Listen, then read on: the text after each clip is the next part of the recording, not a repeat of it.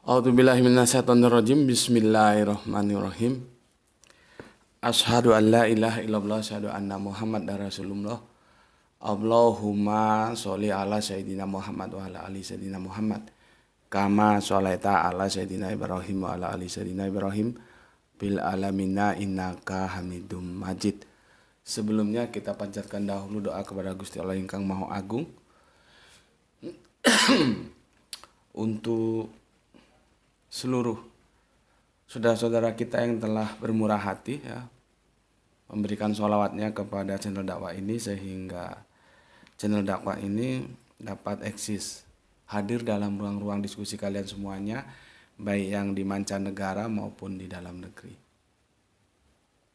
Semoga sholawat itu menjadi catatan langit amal soleh bagi mereka dan keluarganya kelak, dan insya Allah Allah akan membalasnya dengan balasan yang lebih baik lagi.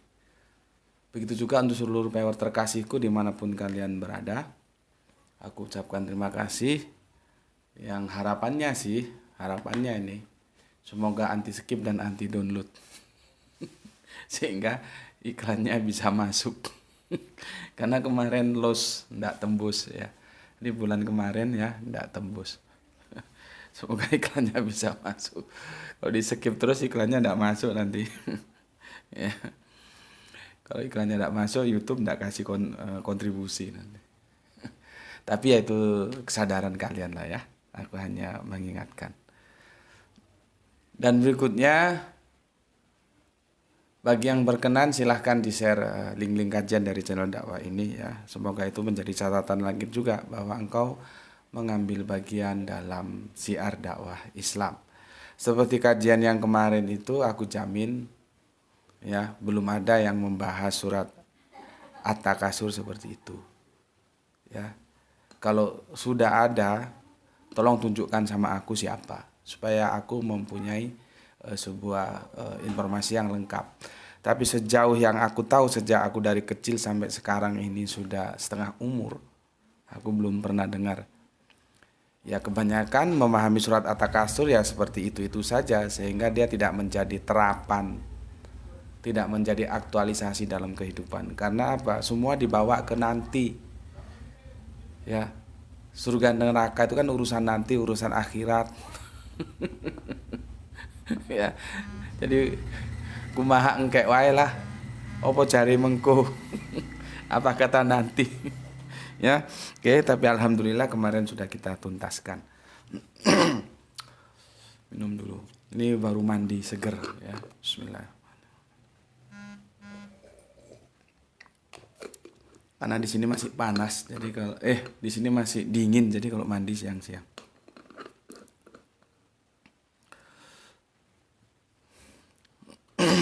Aku telah membuka pintu loh ya. Bagi siapa yang kurang cocok dengan kajian yang kemarin, silahkan saja ya ditolak. Tapi yang cocok silahkan diambil. Kalau merasa kau punya yang lebih hebat dari aku, mau diketemukan juga oke. Di mana? Tentukan saja tempatnya. Semua disadari oleh kita masing-masing bahwa kita sama-sama menuntut ilmu, artinya saling belajar. Ketemu aja di mana. Terus gimana sebetulnya terjemahan yang benar itu. Supaya umat ini tidak terbodohkan, tidak menjadi korban terjemahan. Ya. Oke. Terima dulu salam dari aku, yaitu salam Islam rasional.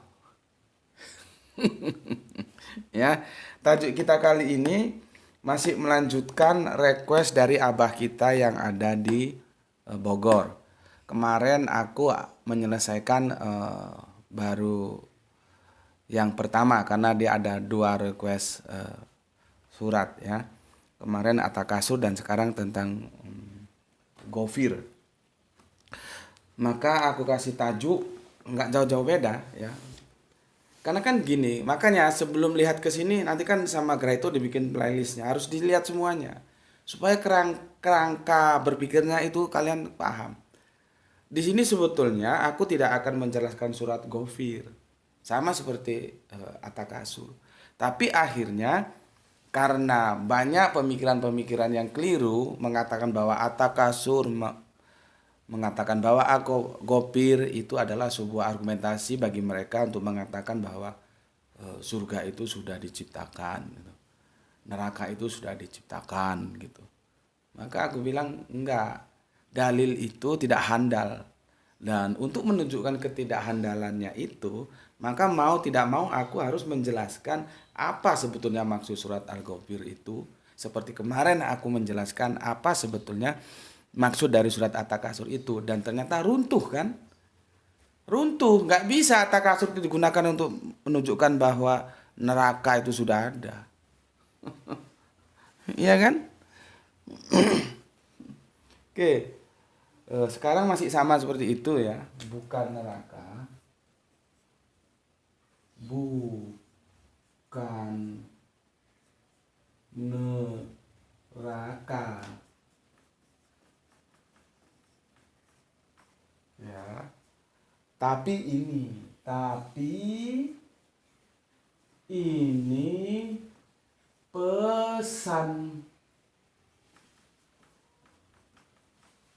Ya, Quran surat ini punya dua nama ya, punya dua nama sehingga harus hati-hati juga ya. Bentar aku lihatnya dulu. Ini punya dua nama. Jadi Al-Quran itu ada yang satu surat punya dua nama ya. Kita lihat supaya tidak keliru ya. Di sini itu kalau kamu punya Android surat yang ke-40 ya. Buka surat yang ke-40 ya. Dia begini tulisannya.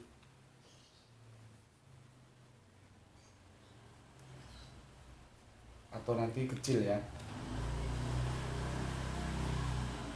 Begini tulisannya. Ya. Ghafir atau Ghafir ya. Ghafir ya, surat yang ke-40 yang kita bahas khususnya 45 sampai 46. Nih. Ya. Sementara surat Al-Ghafir, surat Ghafir ini juga punya nama Mukmin. Ini sama surat 40. Nanti kamu jangan keliru dengan Mukminun. Ini Mukminun itu surat yang ke-23. Gitu loh. Ya. Memang kadang-kadang satu surat itu punya dua nama. Seperti surat yang ke-40 namanya itu bisa Ghafir, bisa Mukmin, ya. Bisa juga Mukmin, bisa juga Ghafir, ya terserah kamu mau pilih yang mana. Tapi kalau ada orang bilang surat Ghafir, itu kamu harus ngerti, oh itu maksudnya surat Mukmin. Nanti beda lagi Mukminun. Ini kan orang-orang mukmin, ini orang mukmin ya. Ini surat yang ke-23 gitu ya. Ini aku jelaskan ya supaya kalian ngerti. Ya. Pahami dulu, Quran surat Ghafir itu punya dua nama, bisa Ghafir atau gini lah aku ngomong enaknya gini. Surat yang ke-40 itu punya nama, bisa Ghafir, bisa Al-Mu'min. Ya.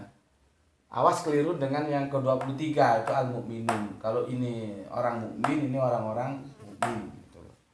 Ya. Oke. Ini sebetulnya nggak harus aku jelaskan, tapi takutnya nanti kalian bingung. Ya.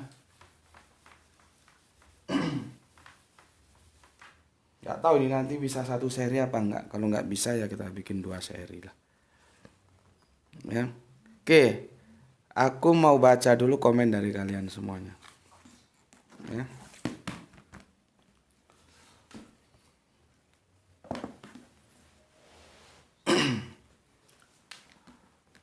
Minum kopi dulu. Bismillahirrahmanirrahim.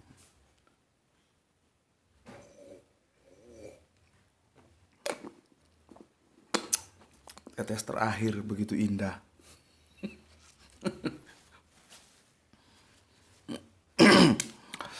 Oke, bismillahirrahmanirrahim ya. Ini bentuk apresiasiku, jadi aku tetap memberikan tanggapan terhadap komen-komen kalian. Aku mulai dari IPPTK. Atau gini aja lah. Aku minta izin kalian. Kadang-kadang karena ada nama yang sama, kalau aku singkat itu menjadi sama huruf-hurufnya. Boleh nggak sih aku nyebut nama kalian langsung gitu loh. Masalahnya kan kadang-kadang ada yang merasa privasinya terganggu kalau namanya disebut langsung gitu. Sebetulnya enak disebut langsung supaya tidak keliru gitu. Cuman kan aku juga harus izin gitu. Karena namamu itu adalah hakmu. Ya. Oke. Terserah kalian pikirkan. Kalau boleh ya lebih enak kita sebut langsung gitu. Tapi kalau misalkan nggak apa untuk jaga privasi ya nggak apa-apa. Aku sebut seperti kita selama ini aku sebut inisial. Ya. Oke. Dari ISPPTK. Alhamdulillah Gus Sidamanik. Sidamanik itu daerah Nanas di Sumatera Utara sana. Hadir menyimak kajiannya luar biasa. Sayang Allah kepada hambanya di dunia dan akhirat. Semoga sehat selalu Gus untuk mencerdaskan umat. Ya terima kasih Kang Mas. Salam juga untuk keluarga di Sidamanik. Semoga dalam barokah Gusti Allah ingkang Maha Agung. Dari AG. Ini dari Bogor ini ya. Komen pertamanya, Bogor Timur menyimak kajian Tuan Guru, salam Islam rasionalis. Ya. Jadi kita memberdayakan rasio untuk memahami Islam. Ya. Kita menggunakan akal untuk memahami Islam, bukan menggunakan dongeng untuk memahami Islam. Tapi ingat, Islam rasionalis itu Islam yang disandarkan pengetahuannya berdasarkan pengembangan akal, bukan Islam yang terus diakal-akali, nggak boleh. Awas ya, awas terjebak. Ya, agama itu harus dengan akal, tapi bukan akal-akalan. Ya, awas terjebak. Alhamdulillah semakin jelas sekarang. Terima kasih Tuan Guru atas pemahamannya. Yang jadi pertanyaan, kenapa si penerjemah tidak fokus pada teks suci, malah pemahaman si penerjemah yang dituliskan? Kemana mereka yang punya otoritas dan keilmuan yang mumpuni? Di mana tanggung jawab mereka? Kasihan umat banyak yang jadi korban terjemahan. Gini Abah, keresahanmu itu juga keresahanku. Mau dibawa kemana umat ini jadinya? Ya. Mau dibawa kemana gitu. Makanya aku itu sulit loh mengagumi orang. Tapi kalau orang itu benar-benar mempunyai syarat untuk aku kagumi, aku akan mengaguminya. Aku ada ustadz-ustadz di YouTube, di TV, di apapun yang bersorban, berjenggot, bertetek bengek, yang otaknya sampai bukan otaknya apa namanya ini? Aduh, error. Batuk kalau bahasa Indonesia apa ini? Keningnya sampai ireng, sampai hitam, aku ndak kagum, biasa saja gitu ya. Biasa saja. Mau yang alumni Maroko, mau alumni Saudi, mau alumni Aljazair. Oh no, enggak Aljazair. Mau alumni Mesir, mau tetek bengek, aku ndak. Biasa-biasa saja. Ya, biasa-biasa saja gitu. Kalau mau coba-coba ya ayo, gitu aja. Ya. Cuman masalahnya umat sekarang itu seperti berulang kali aku bilang, nggak bisa melakukan apa yang dipesankan oleh sahabat Ali. Nggak bisa. Dia mungkin baca pesan sahabat Ali itu beribu kali dan beribu kali juga dengar, tapi nggak diaktualisasikan. Itulah gobloknya. Sahabat Ali kan bilang, kita nggak perlu melihat siapa yang ngomong, ya, tapi lihat apa yang diomongkan. Selama omongannya itu bersesuai dengan Al-Quran dan hadis, ambil. Kalau nggak mau yang ngomong raja sekalian, kayak ratu sekalian, kayak presiden sekalian, kayak tetek bengek sekalian, kayak ulama sekalian, kayak kiai ustadz tetek bengek, apalagi kayak kalau itu yang diomongkan bertentangan dengan Al-Quran dan hadis, maka kita tidak perlu ambil. Cuman kan nggak bisa seperti itu. Orang mesti lihat, kalau orang Jawa bilang prejengan nih. Kalau bahasa Indonesianya potongannya lah ya. Ini potongannya gimana ini? Meyakinkan nggak ini? Gue ngomong tentang ayat yang kemarin ya, At-Takasur, sama itu yang top-top di TV itu ngomong tentang surat At-Takasur. Sama. Lihat suara siapa yang didengar. Karena kita terjebak oleh tampilan-tampilan luar yang physically itu menipu. Artinya kalau kita berpegang pada tampilan-tampilan physically, kita akan mudah tertipu. Gitu ya. Kita akan tertipu.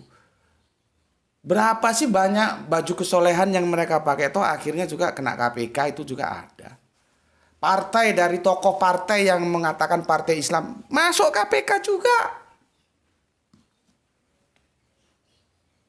Gelarnya lihat itu, sudah doktor, sudah apa. Makanya kita rusaknya di situ, melihat sesuatu itu dari physically. Aku tidak mengatakan physically, aku tidak mengatakan tampilan luar itu perlu juga sih. Bagi yang orang kan seleranya macam-macam ya. Kalau gue ya begini apa adanya ya. Ya memang nggak ada apa-apa ya apa adanya. Ya, suka-suka gue ya. Ini aja belum pakai giwang, sebentar lagi mau pakai giwang gue ya. Ya. Terus dibandingkan dengan mereka yang sorbannya itu berkeliling kepala, terus pakai apa namanya itu, baju soleh, baju koko atau baju apa, sorban. Sama-sama ngomong, tentu beda. Orang itu akan percaya terhadap yang tampilannya seperti ini. Ya, sulit mas. Aku juga ngomong, kemana sih tanggung jawab mereka terhadap umat? Yang kasihan siapa? Umat.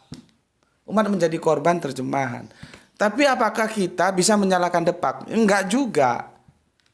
Salah secara akademis iya, tapi salah secara kerja tidak. Mereka kan sudah melakukan yang terbaik menurut mereka saat itu. Nah, dunia ini kan kita hidup dalam kita kan makhluk budaya, hidup dalam peradaban. Peradaban kita cenderung berkembang terus. Nah, apa yang sudah dikerjakan Depak, kita berterima kasih dengan Depak. Sekarang harus ada satu otoritas, ayo kita sempurnakan terjemahan ini. Karena terjemahan itu tidak absolut, mas. Kan aku sudah berulang kali bilang sama kalian, bahwa kalian sebagai umat Islam harusnya bangga punya original kitab suci. Sementara saudara kita itu hanya megang terjemahannya. Terjemahan itu tidak absolut, mau sekarang dirubah, diganti, itu tidak ada masalah. Asal jangan mengutak-utik yang original teksnya. Nah, sekarang dengan terjemahan seperti ini, ya. Kan gue udah bilang seandainya gue pengusaha nih, gue punya aset katakanlah 1 triliun ini, ya, gue infakkan katakanlah 3 miliar atau berapa atau 5 miliar, gue kumpulin tuh pakar-pakar bahasa Arabiun yang alumni dari mana-mana, yuk duduk bareng gue bayar, ini beresin terjemahan Al-Quran. Supaya umat ini nggak menjadi korban terjemahan gitu. Kalau gue jadi pengusaha dengan kekayaan aset yang mumpuni. Nah, sekarang rumah aja masih ngontrak. Mau nunjuk-nunjuk nyuruh orang dan terjemahkan Al-Quran, ya bisa diketawain, siapa lu? Itu mas ya. Jadi keresahan Abah ya, Mas Abah ini ya, Abah itu kalau di daerah Sunda itu kakek atau bapak ya, lupa aku. Ya. Sama, keresahan kita sama gitu ya. Makanya kalau aku lihat ada yang hafal ini di ujung sini, ini sini bunyi begini, hafal begini. Ya bagus, tapi yang begini ini siapa yang mau nangani? Apalagi gue paling enak kalau ngomong sedikit bid'ah, sedikit syirik. Kok nggak bosen masalah gitu di itu bukan nggak perlu, cuman jangan itu yang menjadi titik beratnya. Lihat itu pertaruhan. Sekarang seperti aku bilang kemarin, mempermasalahkan sholawat. Mbok sampai mampus nggak ketemu itu. Karena sholawat dipahami sebagai jimat. Dibaca dapat pahala, bukan sebagai perilaku. Beda dengan kalau kamu lihat kajianku mesti. Sholawat itu perilaku, bukan jimat. Ini kok dibaca nanti dapat pahala segini. Dibaca sekian dapat pahala sekian. Terus berhitung sama Allah. Memangnya Allah kamu ajak berhitung. Memang Allah sih berdagang dengan kita, tapi caranya bukan seperti itu. Allah tuh mengajak berdagang kita loh. Tapi caranya bukan seperti itu. Bukan baca segini dapat segini pahalanya, baca segini dapat begini pahalanya, tidak. Ya. Aku itu merasa mas, punya obsesi tapi aku tidak punya kemampuan. Sama keresahan jenengan itu. Siapa mau bertanggung jawab seperti ini?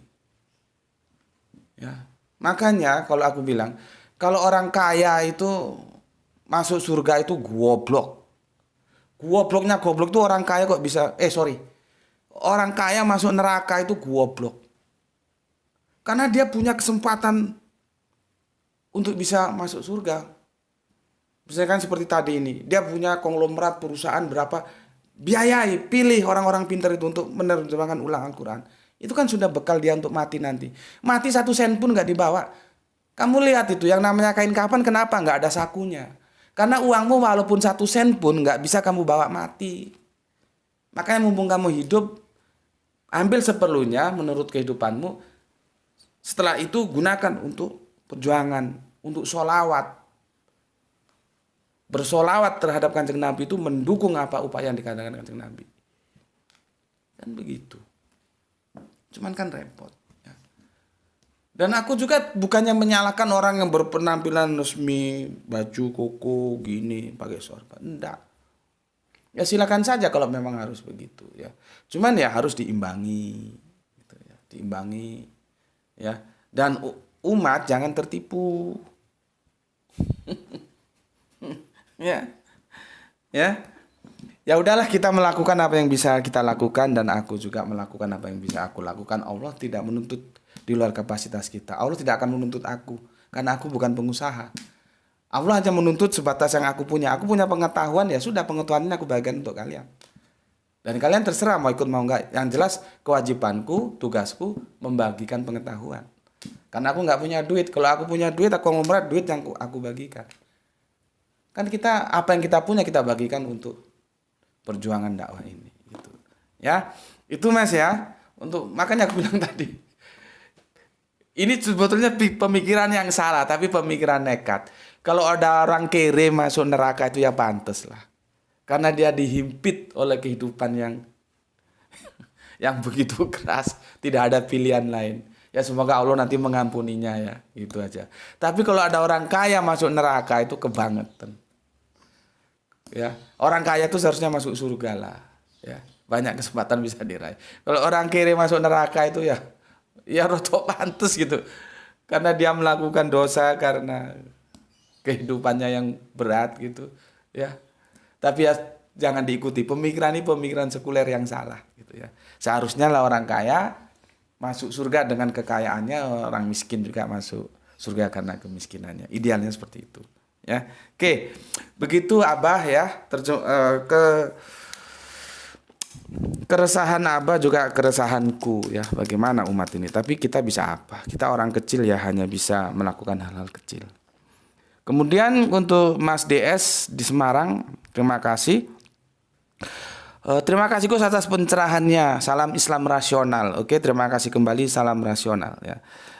Abah Islam rasionalis, salam Islam rasionalis ya. Untuk JR, assalamualaikum warahmatullahi wabarakatuh. Tuan Guru Jogja hadir nunut ngaji. Monggo Kang Mas, semoga sehat selalu Tuan Guru.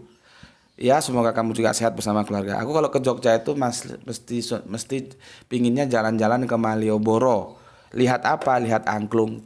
Aku suka musik, maka aku nonton musik di Malioboro itu ya. Angklung itu bagus-bagus, kreativitas anak-anak jalanan bagus. Bahkan aku betah sampai berjam-jam nonton ya. Berikutnya apa ini? IT. Kajian Gus Beti membuatku mempertanyakan semua dogma-dogma yang selama ini di kepalaku. Terima kasih banyak Gus, sehat-sehat, lapang rizki Gus, biar ilmunya tetap tercurah ke kami. Mohon maaf, tapi Gus kalau hanya di penjara, koruptor sekarang nggak takut Gus, kan masih dapat fasilitas di penjara. Piye Gus? masih ngerian kalau diingetin tentang neraka atau kengerian di alam barzah. Ya itulah Mas pentingnya ngaji. Kalau kita ngaji kita ngerti ya. Karena janji Allah itu tidak pernah teringkari. Kalau kamu beriman dan beramal soleh, so pasti surga. Kalau kamu tidak beriman dan tidak beramal soleh, so pasti neraka gitu. Makanya ngaji itu perlu supaya kita hati-hati dalam hidup. Kalau orang nggak pernah ngaji mau dikasih tahu itu aja dia nggak mau dengar. Makanya surat At-Takasur tadi itu paling cocok kalau dibicarakan ketika kita akan melantik, baik itu eksekutif, yudikatif maupun legislatif. Semoga mereka hidup hati-hati, ya. Oke, itu dari ET ya. Untuk sholah kita dari mana ini? Palu, JF. Alhamdulillah Palu selalu hadir Tuan Guru untuk nambah wawasan dan mendekonstruksi pemahaman yang keliru alias dongeng. Oke, terima kasih Mbak JF. Kemudian, ini dikomentari oleh Bu Guru kita ini ya, RE. Iya, aku juga korban terjemahan terdoktrin dari kecil. Dijawab oleh GF. Senasib semua Bu Guru pemahaman mainstream. Bersyukur dapat guru yang cerdas meluruskan yang salah. RE, injeh itu bahasa halus. Iya maksudnya. Kemudian SK, izin bertanya Gus, Quran surat 7 166. Jadilah kamu kera yang hina. Itu maknanya metafora atau harafiah, Gus? Oke, menarik, nanti kita bahas di season tersendiri ya, supaya tidak out of topic ya. Kita topiknya tentang surga dan neraka, sudah diciptakan atau belum. Terima kasih, nanti kalau aku lupa tolong diingetin. Ini requestnya, kita masukkan request saja ya, daftar antrian untuk kita kaji bareng. Oke Mas SK, nanti tolong aku diingatkan ya. Lebih bagus gitu, karena nanti kalau aku jelaskan di sini jadi campur aduk dia, nggak fokus. Kemudian Mas atau Mbak ini, DN ya. Oke, lambang hati ya, terima kasih. RW Rembang, terima kasih selalu hadir. NC Brebes selalu hadir, terima kasih. ABD kok lupa. Pamekasan dari Madura, terima kasih Kang Mas ABD. Kapan main ke Batu? Tangerang Banten menyimak IT, oke terima kasih. SJ jempol, terima kasih. HN apa ini? Terima kasih ya. Tuban merapat ikut ngaji Gus. AM juga. Ini kan sama ini ya. Tadi HN, ini AM ya. Tuban, terima kasih. DD nyimak Gus. Oke, terima kasih. Tasik ARN, terima kasih. Ini Mbak sepertinya. Kumaha Damang Pawatorsna Tasik. Semoga bahagia bersama keluarga di Tasik. Aku pernah ke Tasik belum ya? Aku yang pernah ke Cipanas. Namanya Cipanas tapi mandi dingin banget. Tahun berapa itu? Tahun 80-an aku main ke Cipanas. Kalau Tasik kesananya dikit ya.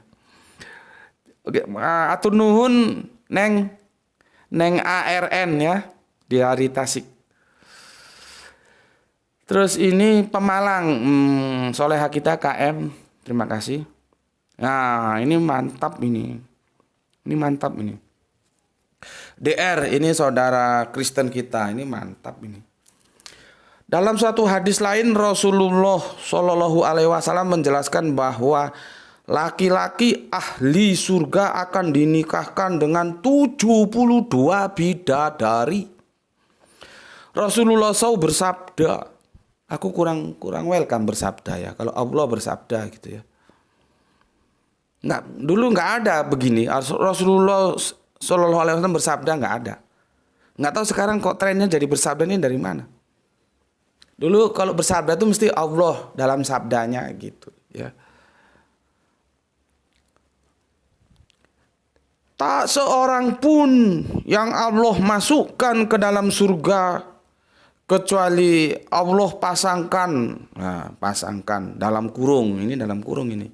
Nikahkan dia dengan 72 istri bidadari selain istrinya di dunia dulu. Hadis riwayat Bapak Ibnu Majah. Ini di perawi lain ada gak ini seperti ini ya? Karena hadis-hadis seperti ini familiar banget. Terus dikomentari sama saudara kita yang Kristen ini, saudara DR, begini. Surga macam begini buat gue lirik pun kagak walaupun gratis. Emangnya gue cowok apaan? Coba. Wik. Salam akal waras. Ya. Salam akal waras. Jadi katanya nggak waras itu ya. dikomentari oleh GNG dari Malang ini. Lebih hebat Yesus daripada Muhammad Shallallahu Alaihi Wasallam, karena Yesus menjanjikan 100 istri tiada hari tanpa kikuk-kikuk. Dia mengutip Matius ND ya. Jadi kitab Matius yang dari ND itu ya, di situ ada 100 kali dan dan panjang nih ceritanya ya. Jadi sebetulnya teman-teman Kristen tidak perlu kaget, karena kalau kita baca kitab Wahyu pun begitu. Nanti itu mempelai lelakinya itu Yesus, sedangkan mempelai wanitanya itu orang-orang Kristen. Waduh, jadi ada kawin mengawin juga. Cuman nggak tahu DR pernah baca kitab Wahyu enggak, atau dia baca cuman dia memahaminya keliru. Jadi sebetulnya sama wae. Sama wae dengan apa yang ada di Islam mainstream tentang bidadari. Jadi ada kawin mengawin ya. Oke, aku jelaskan. Aku tidak tersinggung dan aku bisa memaklumi kalau DR mengatakan begini tentang hadis ini. Karena apa? Dia Kristen, dia kafir. Dia tidak pernah belajar Islam secara secara sungguh-sungguh. Kalau mungkin untuk sekedar tahu mungkin iya. Ya. Jadi aku ndak marah. Aku biasa saja dan aku memaklumi kalau DR, karena dia kafir, dia Kristen kafir. Sedangkan yang Islam dari lahir aja masih percaya dengan hadis ini. Gitu loh. Apalagi DR yang kafir sejak lahir. Ya. Kafir sejak lahir itu ya enggak ya, nanti kalau aku ngomong salah ngomong lagi ya. Karena setiap anak itu dilahirkan fitrah. Ya. Nanti sejak lahir itu artinya apa? Begitu dia kecil diisi dengan orang tuanya dengan kekristenan ya, karena orang tuanya Kristen. Bukan berarti owek-owek Kristen, enggak. Ya. Jadi orang yang Islam ya itu masih memahami hadis seperti ini dan percaya, dan itu mainstream tentang bidadari. Ya. Apalagi dia yang Kristen. Jadi dimaklumi saja. Artinya apa? Kita harus mawas diri. Apa benar peristiwa itu? Apa benar berita itu? Sekarang kita tahu. Bidadari itu apa sih coba? Bidadari itu makhluk apa? Ada yang bisa jawab? Makhluk apa bidadari ini? Dia digolongkan kemana? Karena yang kita tahu, ya, malaikat, jin, manusia. Hanya ini aja yang kita tahu. Produk-produknya Allah hanya ini. Nggak ada di luar ini. Malaikat dari apa? Nur. Jin dari apa? Api. Manusia dari apa? Tanah. Sekarang aku tanya, bidadari ini makhluk apa sih? Diciptakan oleh Allah dari apa? Ada informasinya? Coba. Ya, pernah dalam suatu ya diskusi ringan dengan teman Kristen, dengan pendeta, dia mendapatkan tugas penginjilan di daerah Batak sana. Aslinya dia dari Indonesia Timur ya. Ya begitu, diskusi tentang surga dan neraka, terus tiba-tiba aku dikirimi video, dan itu video ngawur itu. Ya karena pemahamannya seperti itu mainstream, sehingga ada ustadz apa, aku nggak tahu itu forumnya loh. Ustadz masih kecil ustadznya. Ya. Masih kecil ustadz, baru sunat atau gimana juga nggak tahu. Masih kecil ustadznya. Di sebuah kajian di salah satu TV itu ya. Dia menjelaskan tentang surga. Ya dia cerita tentang bidadari seperti ini. Kan surga menjadi murah, urusan selangkangan. Surga itu mulia, bukan urusan selangkangan. Gitu loh. Maka ketika aku dikirimi video itu, aku bilang, lu kalau mau diskusi dengan gue pakai video ini salah alamat. Karena gue tidak membenarkan yang dikatakan ustadz kecil di video ini.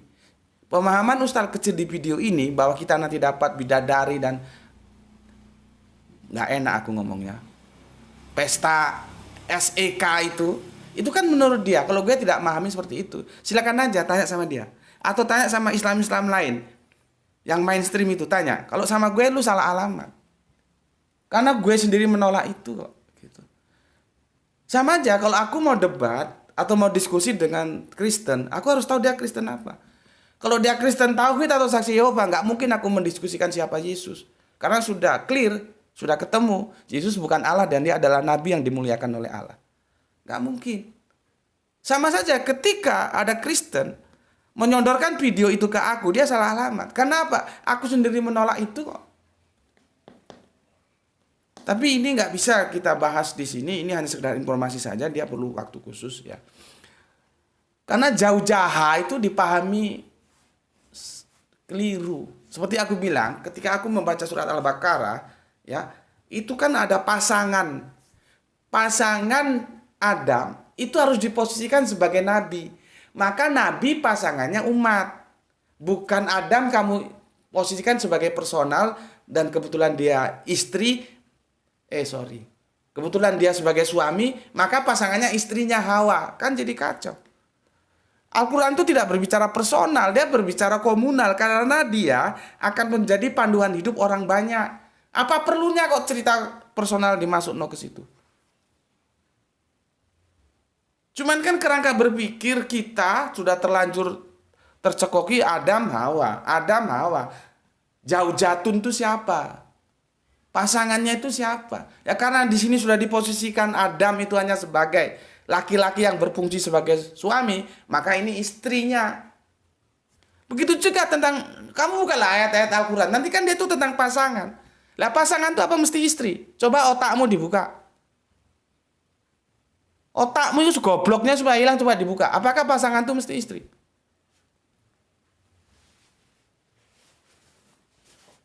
Yang jadi masalah, mainstream Islam memahami seperti ini. Jadi kalau ada laki-laki kafir, pemahamannya seperti ini, nggak usah tersinggung. Kita harus mawas diri. Wong surga itu mulia kok, hanya urusan selangkangan. Nanti kalau mutoharotun terus ditafsirkan suci berarti kalau perempuan nggak pernah menstruasi, kapan saja bisa dipakai. Mau nungging, mau miring, mau dari atas, mau dari bawah, pakai saja. Mau pagi, mau sore, mau siang, mau hari ini, pakai saja. Karena apa? Jauh jatun. Itu apa? Mutoharotun. Pasangan yang bersih nggak pernah mens. Kalau mens kan nggak bisa dipakai. Di surga nanti nggak ada yang mens. Itu kan otak-otak kotor seperti itu. Ya. Jadi kalau aku dikomentari begini sama DR, aku maklumi. Karena dia kafir. Orang yang Islam aja masih memahami seperti itu.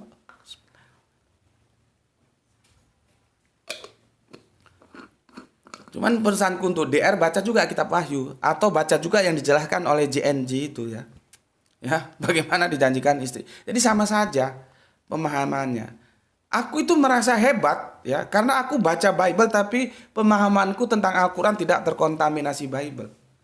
Lah kalian tidak baca Bible tapi terkontaminasi Bible karena apa? Dongeng.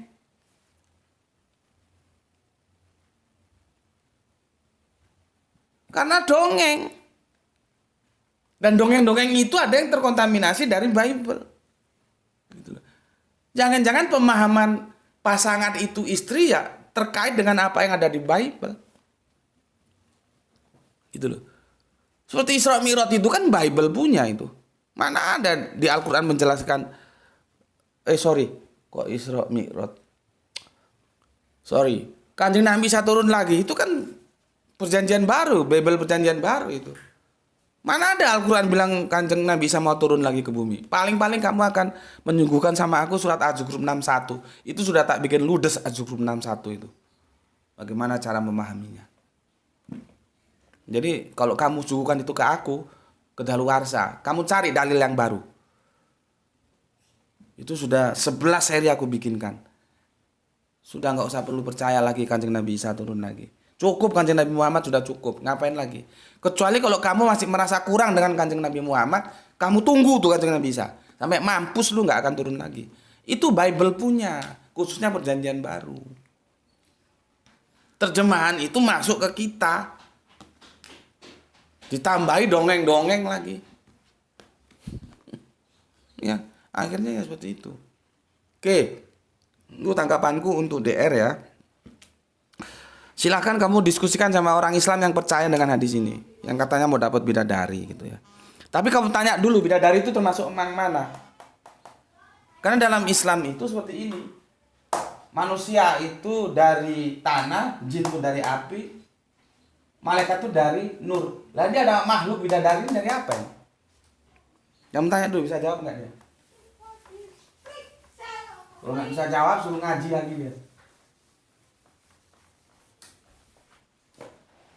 Ya.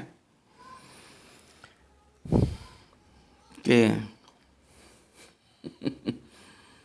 Jadi saudaraku, surga itu mulia, bukan urusan selangkangan. Jangan dipahami sekedar urusan selangkangan aja. Ya. Coba otakmu pakai. Kalau nanti istrimu ditumpahi bidadara di sana, apakah kamu boleh? Kalau kamu boleh dapat bidadari, masa yang perempuan nggak boleh dapat bidadara? Harus sama dong. Di situ saja sudah terjadi kekacauan berpikir, nggak benar pemahaman itu, gitu. Ya, oke. Sekarang aku lanjutkan JNR nyimak, oke terima kasih. IAA Kerinci Jambi terima kasih. SK terima kasih. Ibu guru kita, soleha kita. Demak nyimak Gus, insya Allah nanti aku gak akan mendorong suamiku untuk menjadi maling Gus. Oke bagus ya, karena istri itu juga akan menentukan perilaku suami. Jadi nanti kalau suamimu kerja di perusahaan, take home pay-nya itu 10 juta ya, misalkan take home pay-nya suamimu per bulan 10 juta, maka ketika suamimu membawa uang 15 juta, kamu wajib tanyakan yang 5 juta dari mana. Ya, solehaku, ya. Jangan sampai gara-gara 5 juta itu membawa kamu, suamimu, anakmu, istrimu ke neraka. Karena uang halal itu mengenakan, uang haram itu bikin gak enak. Dia dibelikan beras, kita makan, 1 puluhan itu 40 hari sholat kita tidak diterima. Karena isi perutnya haram, bukan haknya dimakan gitu. Ya, maka kalau soleha kita ini yang bu guru kita dari Demak punya cita-cita akan mendorong suaminya tidak akan mendorong suaminya untuk menjadi maling, itu bagus dan semoga itu tetap konsisten dipegang ya. Meskipun dengan garam nggak apa-apa, oke bagus. Tinggal digubuk reok juga aku mau, oke mantap ya, mantap. Jadi persiapan tuh harus disiapkan. Nah, ini kalau ada yang mau cari istri seperti ini. Cari istri itu yang seperti ini. Kalau gini loh ya, aku dulu kalau pacaran itu lihat-lihat ya, masa nakalku ya, masih kuliah. Kalau aku sungguh-sungguh sama cewek itu, aku relain aku pinjam sepeda motor. Karena aku dulu kuliah itu nggak punya sepeda motor, jadi aku kuliah itu jalan. Jadi jangan mobil, sepeda motor itu sudah mewah bagiku. Kalau aku lihat cewek tapi hanya untuk mainan gitu ya, hanya untuk sekedar iseng, aku tampil seperfect mungkin. Sampai pinjem-pinjem sepeda motor dibelain. Pakai baju yang bagus, bagus. Tapi kalau aku mau masuk sungguh-sungguh, aku seneng sama, gue demen sama nih cewek nih, gue mau sungguh-sungguh. Gue tampil apa adanya gue tidak kamu penasih. Karena sungguh-sungguh. Gitu loh ya. Sungguh-sungguh. Nah begitu juga cewek. Kalau lu mencari cewek untuk istri lu yang siap untuk bahagia, itu tutup mata tutup telinga banyak. Perempuan seperti itu. Tapi cari cewek untuk kita jadikan istri, untuk kita akan jadi ibu dari anak-anak kita, untuk mendidik anak-anak kita, cewek yang soleha yang dia bisa nerimo, itu jarang. Maka ada cewek soleha seperti ini itu jadikan istri bagus. Ya, karena apa itu tadi? Kalau cewek dinikahi siap bahagia itu banyak. Tapi siap menderita ada berapa gelintir? Seperti aku bisa begini dalam penderitaan tetap eksis, rumah tetap kontrak. Itu istriku punya peran loh. Karena dia memahami siapa aku, dia tidak menuntut. Coba kalau dia menuntut melebihi dari yang aku bisa berikan, apa enggak amburadul ini rumah tangga? Gitu, ya. Oke. Berikutnya M99 hadir. Oke, terima kasih ya. Aku kira cukup begitu ya. Oke. Aku kira cukup itu, komentarnya sudah aku baca semua ya. Sekarang kita masuk ke kajian kita ya. Ke kajian kita. Oke. Aku ceritakan dulu behind screen-nya tentang surat Ghafir atau surat Al-Mu'min ya. Karena kalau kalian tidak tahu behind screen-nya nanti bisa misleading. Maka salah satu cara kita untuk tahu apa sebetulnya pesan ayat itu, lihat dulu behind screen-nya sehingga kita tidak misleading, tidak lost ya. Caranya bagaimana? Itu Depak sudah menyediakan bagi kita perikopnya. Lihat perikopnya ya.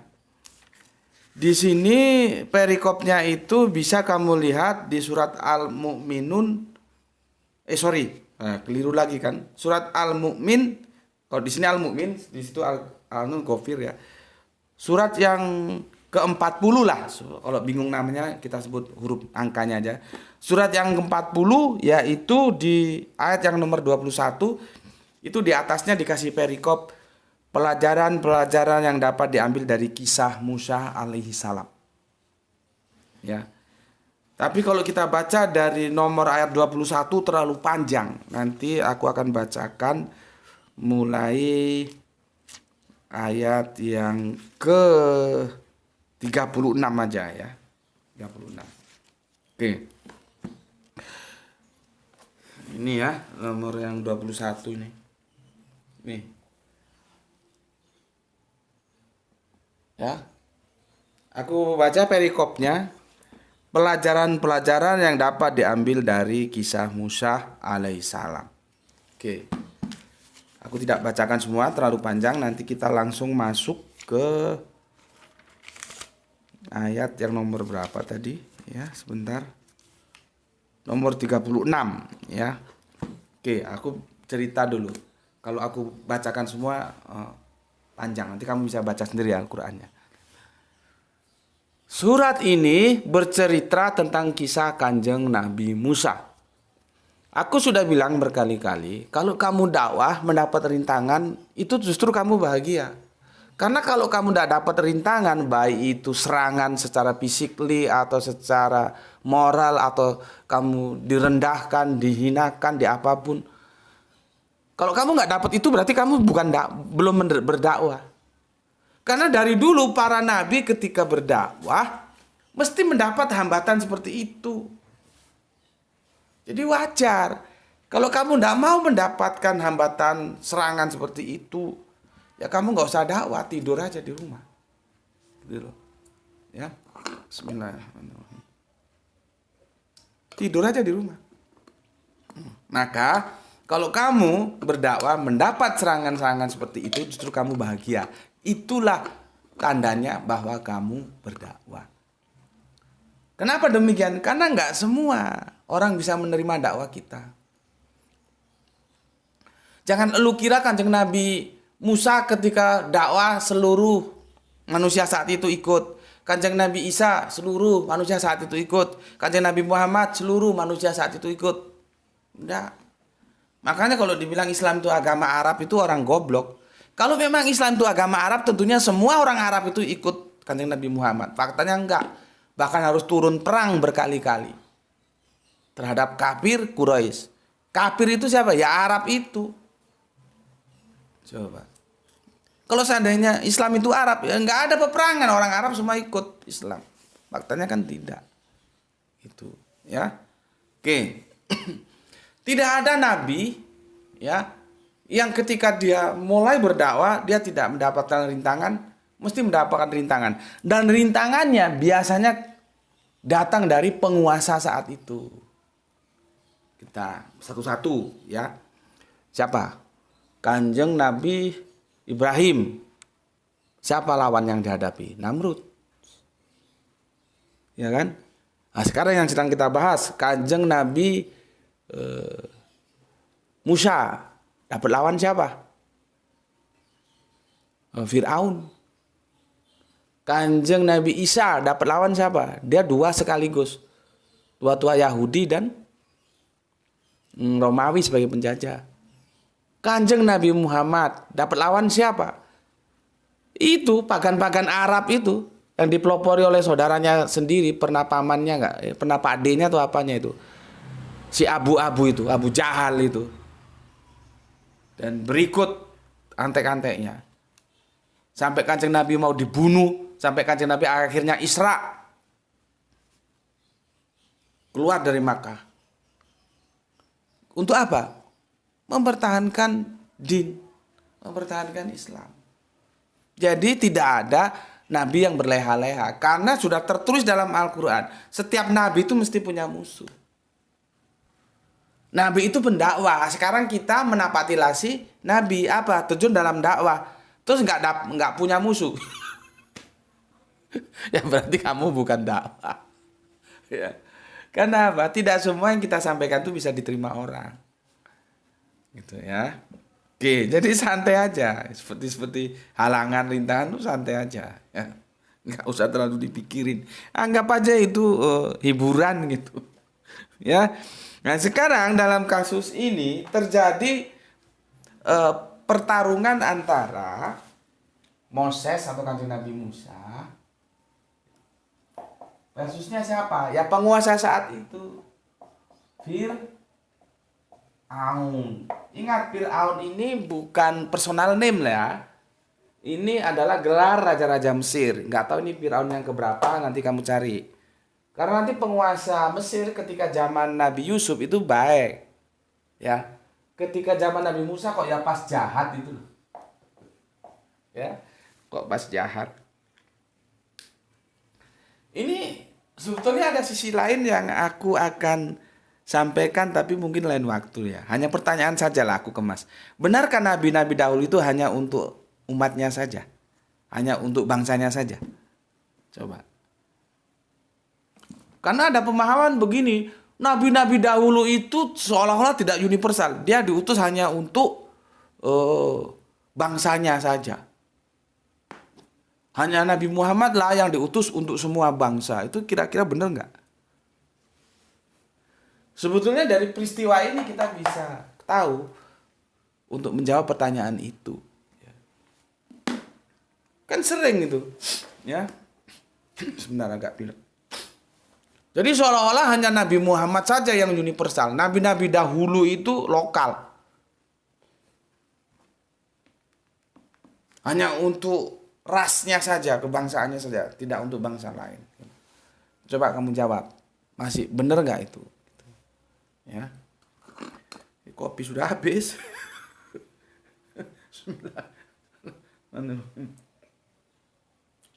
Ini dikirim dari Aceh yang ini.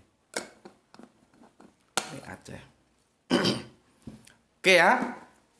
Behind screen-nya pertarungan antara Musa dan Fir'aun. Ya, jelas ya? Paham ya? Di sini behind screen-nya ini. Oke, sekarang kita mulai baca di surat yang ke-36 ya. Karena kalau sebagusnya sih dari 21, tapi nanti kamu baca sendiri. Kalau nggak begitu nanti kamu nggak mau baca Al-Quran nanti. Nah, jewer kuping mau baca Al-Quran. Setiap awal video ini kan diingatkan berapa lembar Al-Quran sudah kamu baca, berapa ayat. Itu mengingatkan kamu supaya nggak goblok. Kamu nggak bisa goblok milang kalau nggak baca Al-Quran. Baca Al-Quran 1 lembar, 2 lembar, terserah, nggak usah banyak-banyak. Kalau nggak tahu tanya sama yang nggak tahu. Ya. Nah, nanti yang 21 sampai yang ke-35 itu kau baca sendiri di rumahmu ya. Kita masuk ke yang 36. Bismillahirrahmanirrahim. Bismillahirrahmanirrahim. Dan berkatalah Fir'aun, hai Haman, buatkanlah bagiku sebuah bangunan yang tinggi supaya aku sampai ke pintu-pintu. Haman ini gampangnya kita bilang menterinya lah ya. Menterinya si Fir'aun. Fir'aun ini kan raja. Yaitu pintu-pintu langit supaya aku dapat melihat Tuhan Musa. Dan sesungguhnya aku memandangnya seorang pendusta. Bayangkan. Kanjeng Nabi Musa yang saudara Yahudi kita sebut Moses ya, bagi seorang Firaun itu tidak lebih dari seorang pendusta. Ya. Oke. Demikianlah dijadikan Firaun memandang baik perbuatan yang buruk itu dan dia dihalangi dari jalan. Maksudnya jalan yang benar. Dan tipu daya Firaun itu tidak lain hanyalah membawa kerugian. Oke. Yang itu 37 sekarang 38. Orang yang beriman itu berkata, "Hai kaumku, ikutilah aku akan menunjukkan kepadamu jalan yang benar." Kalian mestinya tahu siapa orang yang beriman dimaksud di sini, ya, meskipun tidak disebut namanya. Oke, yang ke-39. Hai kaumku, sesungguhnya kehidupan dunia ini hanyalah kesenangan sementara ya. Dan sesungguhnya akhirat itu adalah negeri yang kekal. Orang baca surat ini berkali-kali, tapi dia paham nggak? Bahwa kehidupan di dunia ini sementara. Lu umur berapa? 70 tahun lah, 100 tahun peok lu. Umur sudah di atas 70 tahun, 80 tahun lu sudah nggak demen apa-apa, demennya paling ya di rumah doang. Lu punya Mercy juga, masa lu mau ngeluyur pakai Mercy lu usia segitu? Lu makan juga, masa mau makan sate masih kuat usia segitu? Ya. Jadi kalau kita sadar bahwa kehidupan dunia ini sementara, akhirnya kita akan kembali ke kekekalan, ya. Kembali ke negeri yang kekal itu. Makanya ini disebut dunia. Dunia itu artinya ketidakabadian. Masuk ke India menjadi dunia he. Masuk ke Indonesia oleh lidah Jawa jadinya donyo. Mukano urip kuwi ojo kedonyan. Nah ini aku nggak ngerti bagaimana mengindonesiakannya. Itu yang Jawa-Jawa itu tolong diindonesiakan. Apa artinya? Urip kuwi ojo kedonyan. Donyan kuwi mengko mbok tinggalno. Kuwi mlebu kubur. Yang Jawa-Jawa biar dapat tugas tolong diterjemahkan itu. Apa artinya urip kuwi ojo kedonyan? Ya. Oke. Barang siapa mengerjakan perbuatan jahat maka dia tidak akan dibalas melainkan sebanding dengan kejahatan itu, dan barang siapa mengerjakan amal yang saleh baik laki-laki maupun perempuan sedang ia dalam keadaan beriman, maka mereka akan masuk surga, ya. Mereka diberi rezeki di dalamnya tanpa hisab. Hai kaumku, bagaimanakah kamu akan menyuruh Hai kaumku, bagaimanakah kamu? Aku menyuruh kamu kepada keselamatan, tetapi kamu menyuruhku ke neraka. Kenapa kamu menyuruhku supaya kafir kepada Allah dan mempersekutukannya dengan apa yang tidak diketahui, padahal aku menyeru kamu kepada yang maha perkasa dan maha pengampun, ya. Sudah pasti bahwa apa yang kamu seru supaya aku beriman kepadanya tidak dapat memperkenankan seruan apapun baik di dunia maupun di akhirat. Dan sesungguhnya kita kembali kepada Allah. Jadi ini Kanjeng Nabi Musa mengingatkan. Dan sesungguhnya kita kembali kepada Allah. Dan sesungguhnya orang-orang yang melampaui batas, ya, tamak itu melampaui batas, ya. Mereka itulah penghuni neraka. Kemarin sudah kita bahas tamak, takasur itu melampaui batas. Kelak kamu akan ingat kepada apa yang kukatakan kepada kamu. Seperti aku bilang kan kepada teman-temanku Kristen yang Tritunggal. Kelak kamu akan ingat apa-apa yang aku katakan kepadaku. Tetapi kamu sudah mampus. Baru kamu ingat, oh benar Gus Musti bilang ya Allah itu ehad. Ehad itu tunggal bukan Tritunggal. Kalau sekarang masih cengenges aku kasih tahu. Coba nanti kalau sudah mampus nanti. Nggak ada ceritanya Kanjeng Nabi bisa mengajarkan Tritunggal. Sampai mampus kamu cari nggak ada. Kanjeng Nabi bisa mengenalkan Allah yang tunggal. Karena itulah yang dikenalkan semua para nabi. Mulai Abraham sampai Kanjeng Nabi Muhammad. Nggak ada Allah Tritunggal itu. Mau kamu undang pakar teologis kelas apa kok? Ayo kita berhadapan. Kan aneh. Tuhan ditentukan oleh manusia lewat konsili. Konsili Nicea. Oh Allah Tritunggal. Itu pun tidak langsung Tritunggal itu. Dwi Tunggal dulu, nanti baru ada Kalkedon masuk Tritunggal. Lah memangnya yang menentukan itu Allah menentukan manusia atau manusia menentukan Allah? Tapi ya itu kalau sekarang aku kasih tahu justru aku yang diserang habis-habisan dengan caci maki yang aduh memalukan. Gitu ngaku Kristen. Kapan Kristus mengajarkan Tritunggal? Ya seperti ini dia bilang apa ya? Ya. Seperti ini dia bilang begini. Sudah pasti apa yang kamu seru supaya aku beriman kepadanya tidak dapat memperkenalkan seruan apapun di dunia maupun di akhirat. Dan sesungguhnya kita kembali kepada Allah, dan sesungguhnya orang-orang yang melampaui batas mereka itulah penghuni neraka.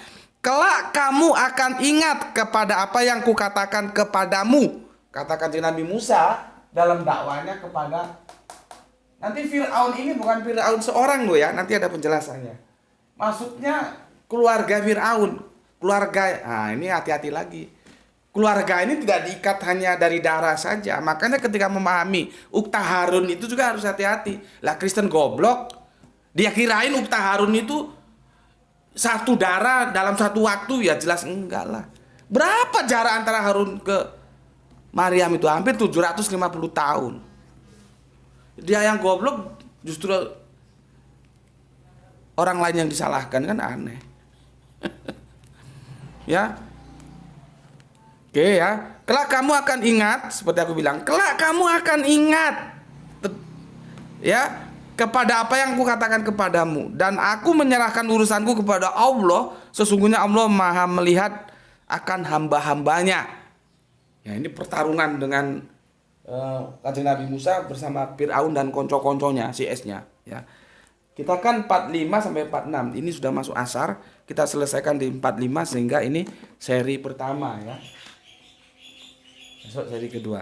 Di 45, maka Allah memeliharanya dari kejahatan tipu daya mereka, dan Fir'aun beserta kaumnya dikepung oleh azab yang amat buruk. Ya. Perhatikan. Maka Allah memeliharanya. Kemana domirnya itu masuk? Ya. Ya. Itu kan itu domirnya. Kemana masuknya? Masuknya ke Kanjeng Nabi Musa. Jadi begini. Maka Allah memelihara Kanjeng Nabi Musa dari kejahatan tipu daya mereka. Siapa mereka? Fir'aun. Fir'aun beserta kaumnya dikepung oleh azab yang amat buruk. Pertanyaannya, dari ayat 36 sampai 45 itu peristiwanya terjadi di mana? Apakah Fir'aun sudah koid, sudah modar, sudah mampus? Makanya kemarin aku mengkritik, siapa bilang peristiwa itu terjadi seolah-olah kan Fir'aun di alam barzah dilihatkan surga dan neraka. Dari mana pemahaman itu datang? Al-Quran tidak mengatakan begitu kok. Dari ayat 36 sampai 45 yang besok kita tuntaskan di 46-nya. Apakah peristiwa itu terjadi setelah Fir'aun koid? Kan enggak. Itu terjadinya di atas bumi, bukan di bawah bumi setelah Fir'aun koid. Ini kerangka berpikir ini dulu perlu kamu pahami, sehingga nanti kalau aku menjelaskan 46 tentang neraka, kamu tahu. Neraka itu neraka dunia atau neraka akhirat, walaupun teksnya neraka. Sampai di sini dulu, semoga bisa dipahami ya. Karena sudah waktunya masuk asar ya, aku harus adzan dan sholat asar berjamaah. Ini dulu yang bisa aku sampaikan ya, sebagai kerangka berpikir untuk bekal nanti melanjutkan ke jilid atau seri yang kedua ya. Pesan dari aku, jaga imanmu ya. Kamu boleh kehilangan apa-apa, tapi iman Islammu harus kamu pertahankan. Namun demikian tetap memberi hormat kepada mereka yang memilih jalan lain ya. Bismillahirrahmanirrahim. Semoga kita mendapatkan rezeki yang barokah dan kesehatan yang prima, sehingga bisa melanjutkan pengajian kita seperti waktu-waktu yang lalu. Salam Islam rasional. Alhamdulillahirabbil alamin.